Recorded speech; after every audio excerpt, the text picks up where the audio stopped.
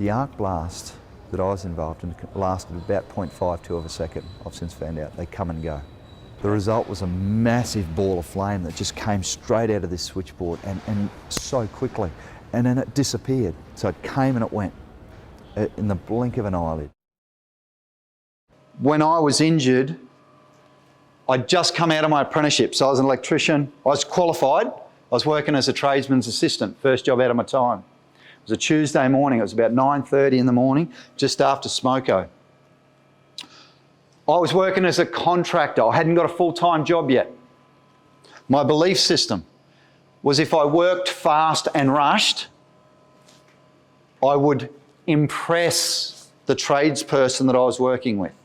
And in that moment, I stuck a steel ruler into a panel that was not really isolated properly. So I chose to make a really, really poor safety decision. And what it ended up in me in the burns unit, intensive care first. The switchboard literally blew up in my face, literally blew up. The fireball surrounded my top part of my body, my hands, my face. I received second-degree burns to about 15% of my body. I had to go to intensive care for 2 days because when you have an arc flash or an arc blast, you get burnt internally as well. And so the medical staff need to make sure that I was not burning to death from the inside out, seriously. And when I was stable enough to go off to the burns unit in Brisbane, what they did was they actually had to forcibly remove all of the dead skin on my hands, down my arms, on my face and down my chest.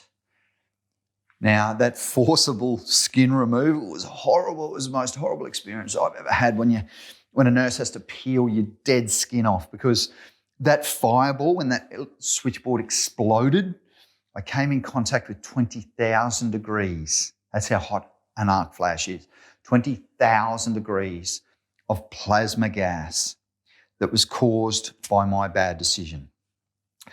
And it meant that I couldn't use my hands for 5 weeks.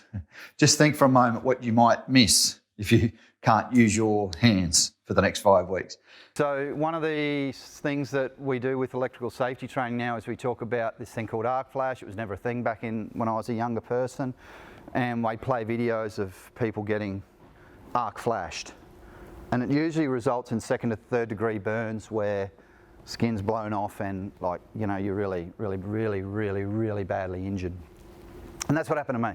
Basically, I'm going to tell you that story soon this morning. I'm going to tell you, if it's okay with everyone, please just do these ones if you need to, because I'm going to talk about what that was like going through that journey. That's not what today's about, but it's part of my story, and it's really what I want to share as part of why I do the work that I do now.